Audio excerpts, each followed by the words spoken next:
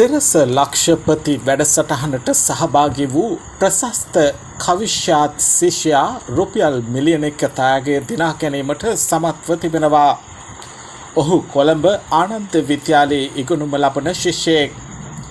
මනා දැනුමක් සහ සුවිශේෂී කතිකත්වයකින් වැඩසටහන පුරාම පිළිඹු කිරීමට සමත් වූ ප්‍රශස්ත සිසුවා මුළු රටේ සිත් සොරා ගන්නට සමත් වූ මේ පුංචි මිලියනපති ප්‍රශස්ත කවිශ්‍යාත්ට අපගේ නුසුම් සුබ පැතුම් එක් කරමු.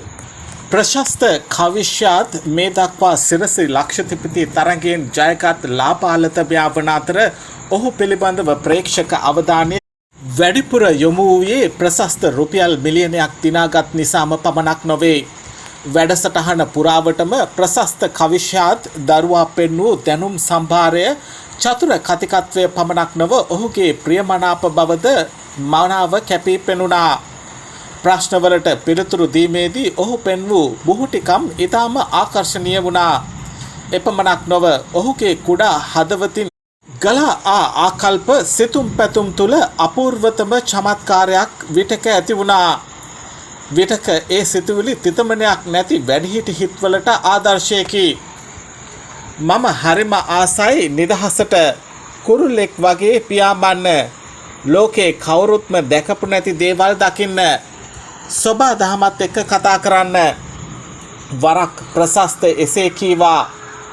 වාග් චාතුර්යයෙන් මෙන්ම ආකර්ශනීය සුන්දර සිනහවකින් ප්‍රේක්ෂකයන් ආකර්ෂණය කරගත් ඒ මුවට වදන් ගලා එන අපූර්ව ඇතැම් විට සිතට ගෙන ආවේ විශ්මයකි. ගහට කොළට ඇලට දොලට මෙන්ම සතා සිව්පාවා ඇතුළු පරිසරයට බොහෝ පෙම්බඳින ඒ පුංචි හදවතේ පරිසරය ගැන ඇත්තේ දැඩි විශ්වාසයකි. අපි පරිසරයට හානි නොකර සිටියහොත් අපටත් හොඳින් ජීවත් වෙන්න පුළුවන් යයි පුංචිකමට ඔහු කියන සත්‍ය බොහෝ වැඩිහිටි හිත්වලට නොහැටීම අවාසනාවකි. මනුස්සයෙකුට වැඩි සතෙකුට තේරෙනවා. සත්තුන්ට කතා කරන්න බැරි වුණාට අපේ එක්ක හැඟීම් හුවමාරු කරගන්නවා. මම දඟ වැඩක් කරලා ගුටියක් එහෙම කාලා කාමරයට වෙලා දුකින් ඉන්න වෙලාවට අපේ පූසා බ්ලැක් ඇවිත් මා දිහා බලාගෙන ඉන්නවා. දිගටම බලාගෙන ඉන්නවා. මගේ දුක ඉවර වෙනකල් බලාගෙන ඉඳලා තමයි එයා යන්නේ. ඒ වගේ වෙලාවට අපිට එයාගෙන් හරි සතුටු වෙන්න පුළුවන්. අපේ දුක කවුරු හරි තේරුම් ගත්තා කියලා. මිනිසුන්ට මෙන්ම සතා සිව්පාවා පවා ඇසුරෙන් පවා ආදරය කරුණාව අත්විදින සංවේදී හදවතක් සහිත දරුවෙකු වන ප්‍රශස්තගේ හුරු පුහුටි කතාව විටක දෑස්වලට ගෙන ආවේ සතුටු කඳුලිය. සිරස ලක්ෂපති මිලියනයක් දිනූ ප්‍රශස්ත පුතු සිය දක්ෂතාව විදහා පෑ පළමු අවස්ථාව මෙය නොවේ. සිරස FM සමනල සිරස 2018 පුංචි ප්‍රඥා වැඩසටහනේ පළමු අදියරේ අවසන් තරගෙන්ද ඔහු ජයගත්තේය. සිරස ලක්ෂපති වැඩසටහනෙන් ඔහු රුපියල් මිලියනයක් දිනා ගනිද්දී ප්‍රේක්ෂකයන්ටද ඒ පුංචි හදවතේ සතුට දැනුනි. වැඩසටහන ඉදිරිපත් කළ ප්‍රවීණ මාධ්‍යවේදී චන්දන සූර්ය බණ්ඩාර පවා ඒ ජයග්‍රහණය හමුවේ වඩාත් සංවේදී විය. ප්‍රශස්ත පුතාට හීන දකින්න පියාඹන්න අලුත් දේවල් හොයාගන්න යෝධ බල යෝධ ශක්තිය ලැබෙන්න කියලා ඔහු ප්‍රාර්ථනා කළේ සතුටු කඳුලක් දැසේ රඳවා ගනිමිනි. බෙල්ලන්විල පදිංචි ප්‍රශස්ත පුතුගේ පියා M.A. ඩැනිස්ටර් පෙරේරා පෞද්ගලික අංශයේ රැකියාවක නිරතව සිටී. ඔහුගේ මව නිමාලි දිනෝෂා ඇන්තනී ගෘහණියක්.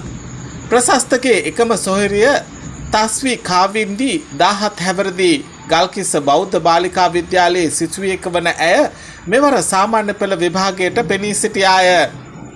ප්‍රශස්ත පුතු පළමු වසරේ සිට පස්වෙනි වසර දක්වා අධ්‍යාපනය ලබා ඇත්තේ ගල්කිස්ස විද්‍යාලයේය.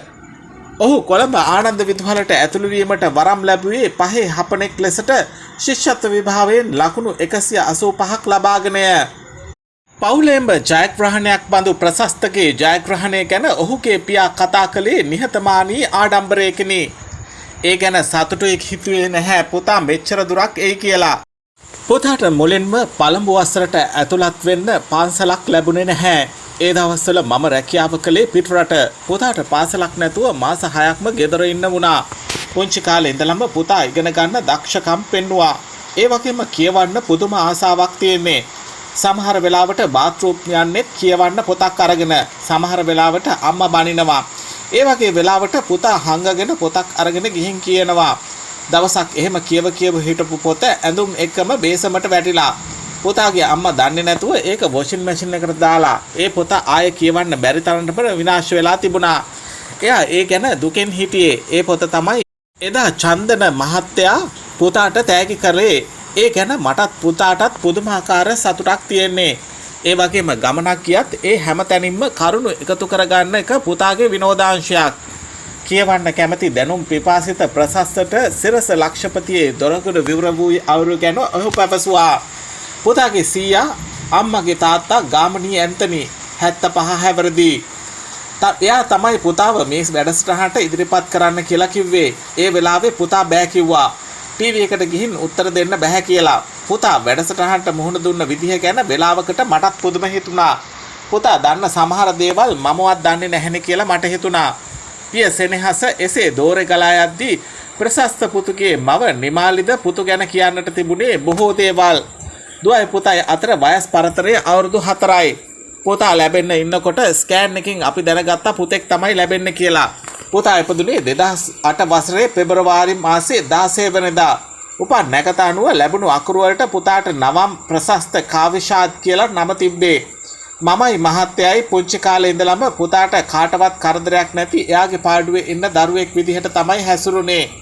පොඩි කාලේ ඉඳන්ම පොත්වලට එයාගේ තියෙන පුදුම කැමැත්තක්. බස් එකකට පොත් අරගෙන වෙරෙන්දෙන් නැග්ගොත් පොතක් අරගෙන නොදී ඉන්න බෑ. සෙල්ලම් වාහන වලට ආස වුණත් පුංචි කාලේ පුතා ආසාවෙන් බදාගෙන හිටියේ පොත් මිසක් සෙල්ලම් බඩු නෙවෙයි. මට මතකයි යන්තම් තේරෙන වයසේදී මම පුතාට ගෙනත් දුන්නේ පින්තූර පොතක්. එයා හරි ආසාවෙන් ඒ පින්තූර අකුරු දිහා බලාගෙන ඉන්නවා. පුතා හොඳට ඉගෙන ගනී කියලා දැනුන නිසාම මම පුතාව හොඳ ලදරු පාසලකට දැම්මා. කේම්බ්‍රිජ් කියන ඒ ජාත්‍යන්තර මට්ටලේ රතුරු පාසලේදී පුතාගේ මුල්ම ගුරුවරිය වූ පත්මිනී ටීචර් නිසා තමයි පුතා ආශාවෙන් අකුරු ලියන්න පුරුදු වුණේ. මුල් දවස්වල පුතා මොන්ටිසෝරි ගියේ යන්න බෑ කිය අඬා. පස්සේ ටීචර්ගේ අවධානය ගන්න පුංචි දඟ වැඩ කරලා ටීචර්ගෙන් පුංචි දඬුවමක් එහෙම ලැබුවා. ඒත් පත්මිනී ටීචර් තමයි මුලින්ම පුතාගේ දක්ෂකම් හොඳින්ම අඳුනගත්තේ. පුතාට හොඳ මතකයක් තියෙනවා. පුංචි කාලේ මම එයාට කියපු දේවල් තාමත් ඒ විදිහටම මතකයි. පුතා ලැබෙන්න ඉන්නකොට අපි හිටියේ කුරුණෑගල රිදී විහාරයේ කිට්ටුව. ඒක හරි ලස්සන ගමක්. ඒ විස්තර පුතාට කිව්වහම පුතා කිව්වා එයා ලොකු වෙලා වාහනයක් අරගෙන කුරුණෑගල අපි හිටපු ඒ ගෙදර ගම බලන්න යනවලු. ගමේ පරිසරයට පුතා හරිම ආදරේ. අපේ ගේ පිටිපස්සේ තියෙන මී ගහේ වටිනාකම ගැන එයා හරි ආදරෙන් කතා කරනවා. ප්‍රශස්ත පුතුගේ සිතුවිලිද ඔහු මෙන්ම පියකරුයි. ප්‍රශස්තයි. අවසාන වශයෙන් ප්‍රශස්ත පුතු දිනාගත් රුපියල් මිලියනය ගැන අප ඔහුගේ මවකින් විමසූ විට ඒ වන විට ඒ පිළිබඳව විවිධ අසත්‍ය පුවත් සමාජ ජාලා ඔස්සේ පළවෙමින් තිබෙන බව පැවසුවා. ඒ මුදල මුළුමනින්ම පුතාගේ ඉදිරි අධ්‍යාපන කටයුතු වෙනුවෙන් වෙන් කිරීම තමයි අපේ බලාපොරොත්තුව. යාළුවනේ ඔයාලා තවම අපේ channel එක subscribe කරලා නැද්ද? එහෙනම් subscribe button එක ඔබලා subscribe කරන්න. සීනුව සලකුණ ඔබලා දිනපතා අපගේ නව වීඩියෝ බලන්නත් ඔබට අවස්ථාව තියෙනවා.